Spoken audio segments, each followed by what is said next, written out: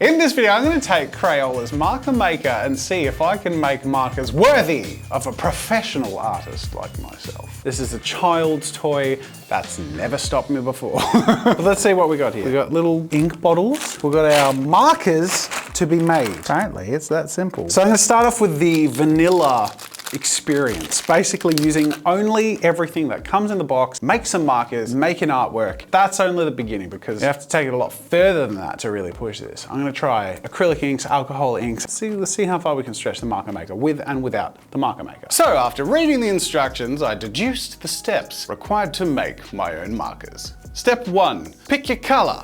They have a recipe guide. You can use the recipes and measure to pour the color mix or just a single color. No more than 15 mils. Step 2, put the interior flute absorbent thing into the color and it soaks it all up in a very satisfying way.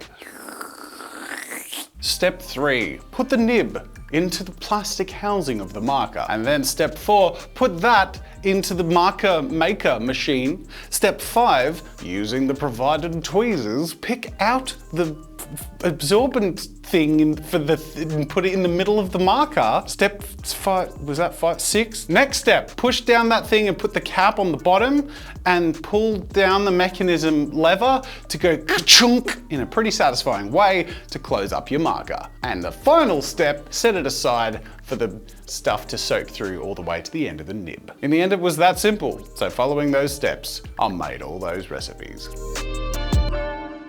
And I have to say, getting settled into the process, it was really fun. I could see how this would be really enjoyable, especially for kids and even educational. Like, this is a great introduction to color theory. It really teaches you that some pigments are stronger than others, which is why anything that yellow is mixed with, it has to be much more subtle with the way it mixes reds and blues with it, whereas red and blues are more equally mixed. It's very satisfying. Decanting inks and liquids into different chambers, carefully constructing and balancing my creations really made me feel like a bit of a tinkerer or scientist. So I just went through from start to finish to try and create all of the colors that I had on the chart in front of me. The problem is I didn't have enough markers for the colors they had in the chart. I'm angry, Gareth. I feel so falsely advertised to. It says make 16 markers, but why would you say that and provide 19 color recipes? I'm gonna have to get another kit. Go for a road trip to Kmart. Oh, last time I went to Kmart, I got kicked out for filming. Are you actually buying bears? Yeah, I'm buying bears. Hi guys, hello. Can't we? No. Okay, it's all right. I'll just be subtle. I'll be really, I'll just be low key.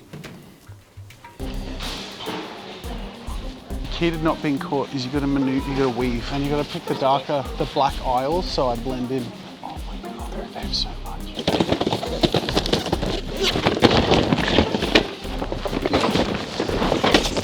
Thank you very much. There you go, enjoy your day. Cheers, you too. All right, I lost it. Sorry, Dad. No worries. Hold on. Thank you. You too. All right, we should be set. Let's finish our color chart as displayed, because I'm a completionist, and then start experimenting and going off chart. This is going to be off the chart.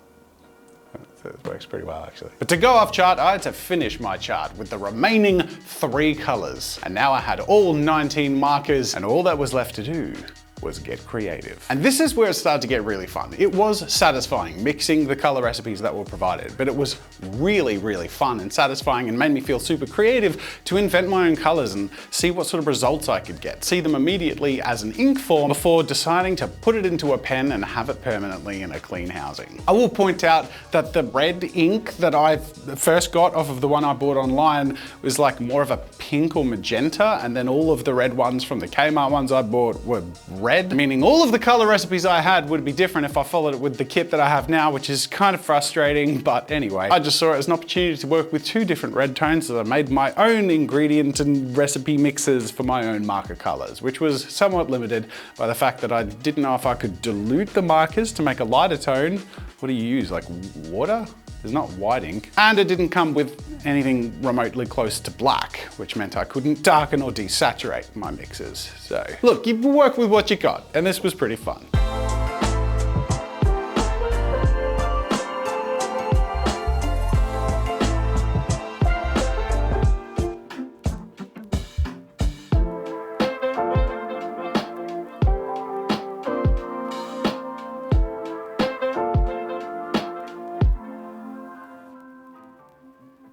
Next, with my markers all ready to go, it's time to put them to work in an artwork. And I decided to create an artwork representing these markers, and I thought, you know what, I felt like a bit of a scientist, but I also felt like I was working with some plastic children's toys. So I drew myself as a scientist, having made an epic creation out of plastic children's toys.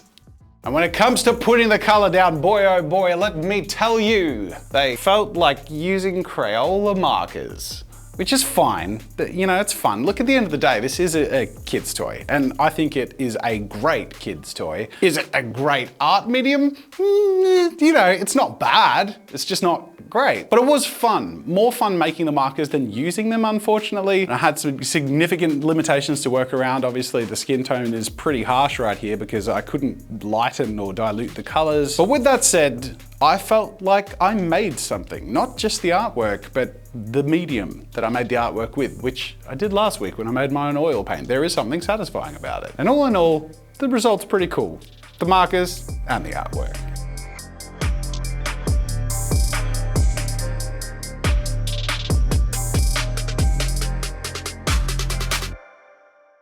All right, next up, time to make my own ink, untethered and unlimited from the freaking the Crayola fluff. The only problem was the ink I had was acrylic ink for, you know, various airbrush applications and whatnot. I thought it would be pretty similar. Apparently not. Pretty thick, apparently, and it didn't really soak through any of the markers. It looked pretty gluggy. Tried watering it down to different intensities and made 4 markers of different percentage intensities of water. 20, 40, 60, and 80% water to ink ratios. And all of them looked awful. So I gave up on this stream pretty fast and moved on to alcohol ink, which I knew would work. I had plenty of alcohol inks for Copic marker refills and for general, you know, mixing and pouring applications, which absorbed really well into the ink and marker making system. The only thing that hurt me emotionally deeply was how expensive all this was. A single Copic various ink refill goes for, on the average, 12 Australian dollars, which values each of my markers at about 12 Australian dollars, given that I'm only using one of them per marker and it uses quite a lot of the ink reserve in the various ink refills. A little soul crushing, but it's an experiment I had to go through. And it was just as fun, if not more, than doing the original Crayola mixes, just because I got to invent my own colors, but with a little more subtlety and a little more tastefulness and more confidence that the outcome would be something that I could actually use to a more professional degree. So the artwork I decided to go with was the Avengers, because they're powerful and capable of high-end stuff, except I drew them as babies because I felt like I was using Avenger quality inks in little baby bodies. It'd probably, you know, have tantrums and are less coordinated than the, you know, grown-up Avengers. I felt like it's a fitting parallel. Oh, hey, guess what, guys? Surprise, surprise.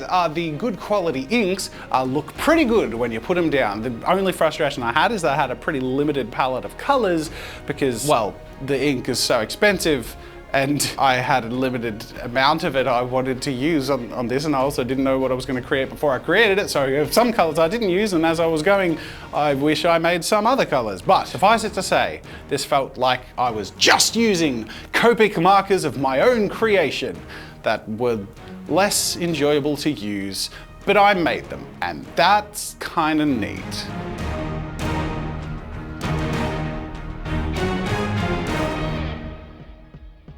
So I feel like I've stretched the Marker Maker to its absolute limits, pushing past the color recipe that was given by Crayola and then creating my own with alcohol inks to see how high-end I could go. The answer is not very, because, well, at the end of the day, I'm limited by the materials I have to work with, which has me thinking, why doesn't this exist to a professional degree? Like, does it? Let me know in the comments, because if not, oh man, that would be fun. It was really fun using this, except where I felt like, you know, a grown man doing a child's thing, which is unfortunate because it's really fun. It's a fun experience creating my own markers and mixing my own colors, and I think it should exist for professionals. If it doesn't, then I'll make it. Should I make a professional artist's marker maker mixer? Let me know in the comments. Actually do. I could do it, you know. I could. Do I do it? Do it.